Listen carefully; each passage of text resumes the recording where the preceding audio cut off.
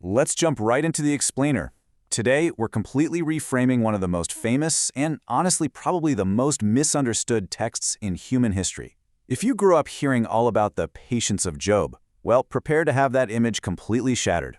We're drawing on the brilliant linguistic insights of Dr. John Walton to look at Job chapters 3 through 14. We're stripping away centuries of tradition that paint Job as this passive saint just quietly enduring his suffering, because actually, what we're really looking at here is a defiant, aggressive, and highly contentious legal battle between a man and his maker.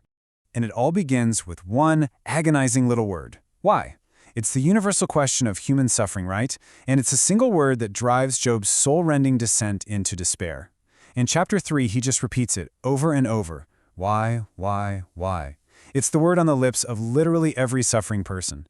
But as you'll see, this book doesn't offer value because it neatly answers that why question. The real value is that it helps us realize why might actually be the completely wrong question to ask in the first place. Okay, let's dive into this. We're systematically breaking this down into 5 parts. First, the universal question, why? Then, defining Job's true integrity. Next, some crucial translation twists, followed by the retribution principle. And finally, Job demands a hearing.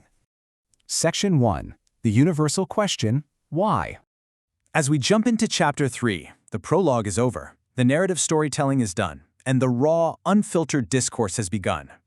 Job's confident trust is just rapidly eroding, and his lament moves through 3 distinct, heartbreaking stages. First, he curses the day of his birth. Then, he wishes he had gone straight from the womb to the netherworld, essentially wishing he'd never even been born. And third, he details the absolute misery of his present life. Now, to really get this, it is absolutely crucial to understand Job's ancient context. Back in the biblical period of ancient Israel, there was no developed theology for an afterlife. There was no concept of eternal rewards or punishments fixing the injustices of this world. Job has literally zero hope for an eternity where things get made right. For him, death isn't some magical solution or a ticket to paradise. It is simply an escape. Now, pay close attention to the specific language Job uses when he curses the day of his birth, because he isn't just saying a bad word or complaining here. The Hebrew word used is arar, and it refers to actively removing something from God's protection and disrupting the established order. Job is essentially using a Hebrew incantation of power. He talks about rousing Leviathan, this ancient symbol of non-order and chaos. Since Job's own life has descended into absolute chaos, he's trying to summon literal cosmic chaos against the very day he was born. Section 2. Defining Job's true integrity.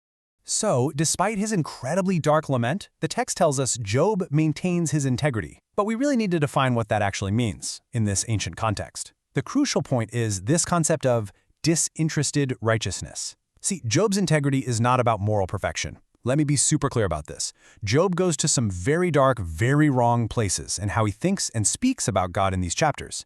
In fact, God is eventually going to accuse him of wrongdoing later on. So, Job is not blameless in his arguments. His integrity is defined specifically as his absolute refusal to pursue religious benefits. His righteousness stands on its own. He is not serving God just to get his stuff back or to be blessed.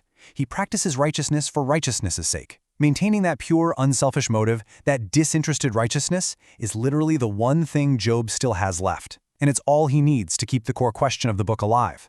Section 3. Crucial translation twists. Now this is where Dr. Walton's linguistic insights completely shatter our traditional understanding of the book. We're going to look at 3 specific verses where the traditional English translation has actually masked what's really happening in the Hebrew. First up, let's look at Eliphaz, one of Job's friends. Eliphaz claims to have this mystical vision where he gets some deep spiritual revelation. And in this vision, he uses the Hebrew word tahar, which is traditionally translated as pure. But here's the thing, tahar specifically refers to a clean condition that is achieved from an unclean state. Because God can never ever be in an unclean state, God cannot be described as tahar. It's a category that just literally does not apply to the divine. And this brilliantly illustrates why the traditional translation of Job 4:17 really misses the mark. The traditional text reads, "Can a mortal be more righteous than God?" But frankly, that's not exactly a deep mystical revelation, is it? I mean, everyone knows a mortal can't be more righteous than God, but applying the correct understanding of the Hebrew, Dr. Walton translates it like this. Can a mortal be righteous in God's perspective? Eliphaz isn't just stating the obvious, he is questioning the absolutes of human purity. He's asking if any human can ever truly achieve a state of cleanness from God's perfect vantage point. Then we have Job's compelling response in chapter 7. If you're an attentive reader, you'll immediately recognize the first half of this quote from Psalm 8. What is mankind that you make so much of them? In the Psalms, this is a joyful, positive praise, like, wow, God, you care so much about us. But Job takes this beautiful psalm and flips it entirely upside down. For Job, God's attention isn't a blessing, it's a suffocating curse. Job is essentially issuing God a cease and desist order. He feels overly scrutinized, tested every single second. He literally says, will you please look away from me? Bug off, leave me alone. He views himself as a guy already unfairly on trial, begging the cosmic watcher to just drop the surveillance. And that leads to a massive myth-busting shift in translation in Job 13:15.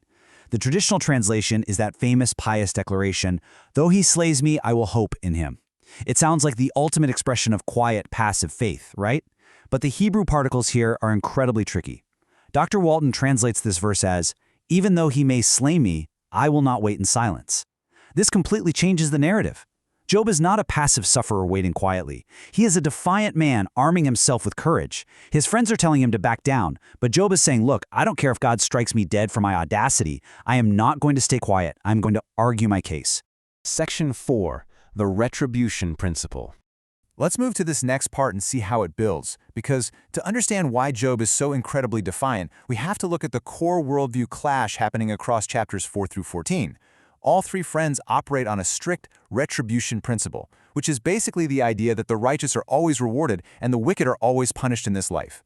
Eliphaz kicks it off pretty mildly, telling Job to just appeal to God and accept discipline.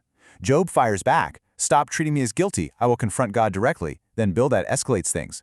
Representing traditional wisdom, he cruelly says that God never perverts justice, meaning Job's dead children undoubtedly sinned to deserve their fate. Job's agonizing reply is, how can anyone win against God? He's too strong. I need a divine advocate to speak on my behalf. Finally, Zophar comes in with this totally black and white view. He calls Job arrogant and ignorant and tells him to repent because he actually deserves worse than what he's getting. And Job shoots back. You offer absolutely no comfort. I demand a moratorium on my suffering, and if I could just get before God, I have an airtight defense. Do you see how the friends' rigid reliance on the retribution principle just violently crashes against Job's absolute demand for justice? Section 5. Job demands a hearing. So, by the end of chapter 14, the first cycle of dialogues is complete, and the battle lines are permanently drawn. To summarize the state of play here, Job's friends keep painting this rosy picture of the transactional benefits of religion. Their whole goal is to urge Job to repent, admit whatever secret sin he's hiding, and do whatever it takes to get his stuff back, his health, his wealth, his status. But Job rejects their motives completely. He absolutely refuses to play that transactional game. He's not motivated by getting his livestock back, he is demanding ultimate vindication. He wants his name cleared, he is demanding a formal, legal hearing with the creator of the universe.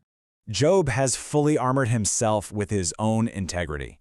He has completely rejected the shallow, benefit-driven theology of his friends, and he has issued a direct, legal challenge to the Almighty, refusing to wait in silence, even if it costs him his life. The stage is perfectly set. The only question that remains, and honestly the one that should keep you up at night as you read this text, is this. Will Job actually get the divine courtroom hearing he demands? And if he does, what exactly will God say?